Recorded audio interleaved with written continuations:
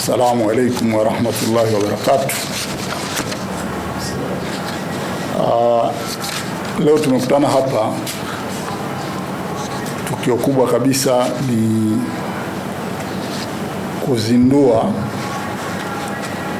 tafsiri ya Kiswahili ya hukumu iliyokuwa imesomwa na Mahakama Kuu ya Tanzania katika shauri la kikatiba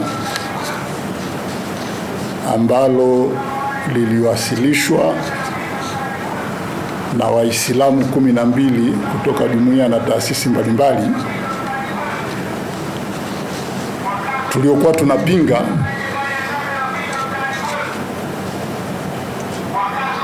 serikali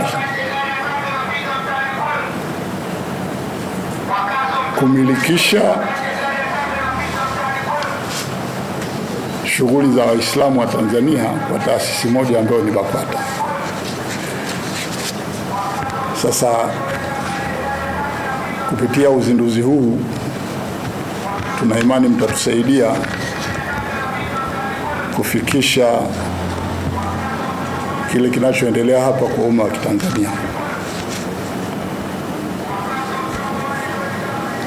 Kama nilivyotangulia kusema, tulifungua shauri Mahakama Kuu ya Tanzania la uvunjwaji wa katiba ya Jamhuri ya Muungano wa Tanzania uliofanywa na mamlaka 3 za serikali dhidi ya Waislamu. Mamlaka hizo zikiwa ni msajili wa vyama, Wizara ya Mambo ya Ndani. Mamlaka ya pili ikiwa ni kabidhi wa si mkuu ambaye wengi tumezoea kumuita Rita, na mamlaka ya tatu ikiwa ni mwanasheria mkuu wa serikali ya Jamhuri ya Muungano wa Tanzania. Taasisi hizi kwa pamoja zilivunja katiba ya nchi na kuwafanya Waislamu wa Tanzania ambao ni raia halali, walipa kodi, na ambao naamini wametoa mchango mkubwa sana kwa nchi hii, wakose haki zao nyingi sana za msingi kwa sababu ya kuchukua taasisi moja na kuifanya ndio msimamizi wa masuala ya Kiislamu kinyume na katiba ya nchi. Pamoja na hizi mamlaka 3, Waislamu pia katika shauri lile walishirikishwa kwenye upande wa mashtaka BAKWATA na Baraza Kuu la Jumuiya na Taasisi za Kiislamu Tanzania ambalo almaarufu linajulikana kama Baraza Kuu. Sasa hao kwa pamoja walikuwa ni wajibu maombi. Katika mashtaka hayo kulikuwa na mambo 3 ambayo sisi tunayalalamikia. Jambo la kwanza, tulikuwa tunapinga mwenendo wa msajili wa vyama na Rita kwa pamoja kulazimisha Waislamu wote na taasisi zao kuwa chini ya chombo kimoja walichokiteua wao kinyume na katiba ya nchi ambacho ni BAKWATA. Pili, tulikuwa tunapinga vikwazo ambavyo Waislamu wanapotaka kujiorganize, kujipanga, waendeshe shughuli zao wenyewe, wanapata vikwazo vya kutosajiliwa bila kibali cha BAKWATA. Kwa hiyo tulilipinga, tukasema hili linavunja katiba ya nchi. Lakini 3, pia tulipinga ubaguzi unaotekelezwa na serikali miongoni mwa taasisi za Waislamu. Kama ambavyo nimetangulia kusema, BAKWATA inapewa sifa ya usimamizi wakati ni kinyume cha katiba, lakini pia kati ya taasisi za Waislamu na taasisi za Wakristo kumekuwa na upendeleo mkubwa sana, na katika upendeleo huu mwathirika mkubwa amekuwa ni Muislamu.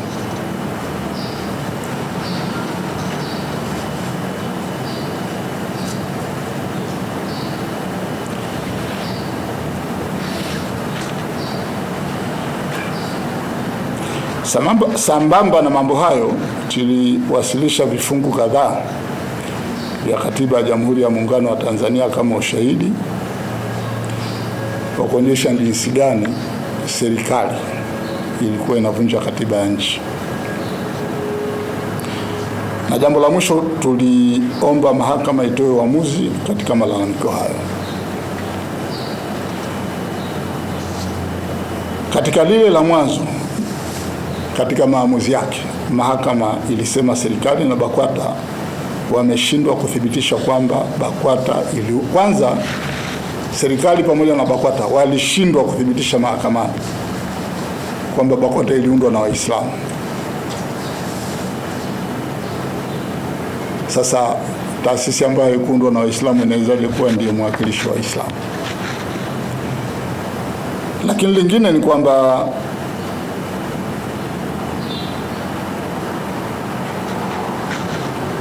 BAKWATA kupitia katiba yake yenyewe imejivua jukumu la kuwa msimamizi wa Waislamu wote wa Tanzania, kwa sababu katiba yao inatamka kwamba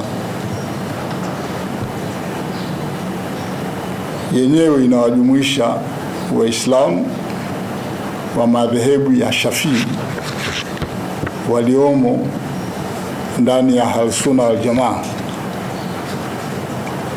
Yaani Waislamu wako wengi Tanzania na madhehebu tofauti. Sasa katiba yao inatamka kwamba wao ni wa madhehebu ya Shafii ambayo ni sehemu ya Ahlusunna wal Jamaa. Kwa Waislamu wengine wote ambao ni nje ya hapo, kwa mujibu wa hii katiba, hawezi kuwakilishwa na BAKWATA. Sasa kupitia maamuzi ya serikali kwamba BAKWATA awe mwakilishi pekee, sasa kuwalazimisha watu wote wahame madhehebu yao, uhamia yale ambayo BAKWATA inasema ndio members wake wako. Mahakama ikaona hili sio sawa na ikatamka wazi katika ile hukumu yake.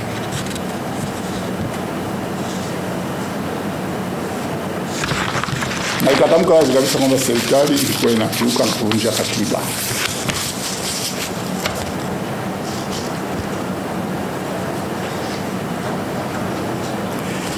Swala la pili ambalo mahakama ilitamka wazi kwamba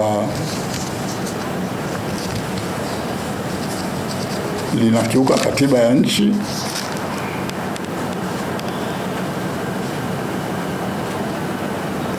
ni kulazimisha taasisi zote zinazotaka kujisajili zipate ithibati ya BAKWATA ndio ziweze kusajiliwa.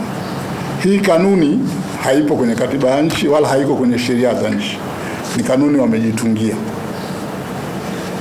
Na ni kanuni ambayo kwa mujibu wa mahakama inakiuka katiba za nchi, kwa sababu inawalazimisha sasa watu wote wenye nia ya kusajili taasisi na jumuiya zao kwa ajili ya maendeleo yao wawe chini ya taasisi ambayo to begin with wala haijulikani ilianzishwa na nani, kwa mujibu wa hukumu ya mahakama. Kwa hiyo mahakama ikatamka kwamba hili nalo lilikuwa ni tatizo na serikali inapaswa kuchukua hatua za kurekebisha hiyo hali, kwa sababu sofa ilikuwa inakiuka katiba ya nchi. Ama lile shauri la tatu ambalo tulienda nalo mahakamani, mahakama ilitamka ikasema, sisi waleta maombi tumeshindwa kuleta ushahidi wa kutosha mahakamani kwa kuthibitisha huo upendeleo ambao tulitamka. Na kwa maana hiyo mahakama ilikuwa imekubaliana na hoja za upande wa utetezi. Sasa kwa kifupi, yale mambo mawili makubwa ya mwanzo ambayo hasa ndio chimbuko la malalamiko ya Waislamu dhidi ya BAKWATA, mahakama ilikuwa imetoa hukumu yake ikiunga mkono hoja zetu, na kupitia hukumu ile ikitaka marekebisho yafanyike ili Waislamu wawe huru kujiendeshea mambo yao na kujisajili.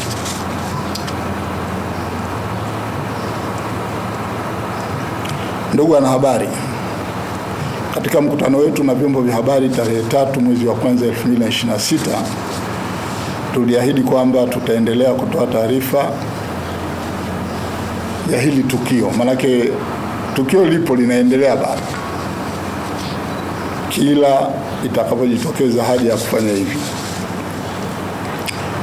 Baada ya mkutano ule kumekuwa na mjadala mkubwa katika jamii kuhusu hukumu iliyotolewa na Mahakama Kuu, na kumekuwa na upotoshaji mkubwa kabisa juu ya hii hukumu.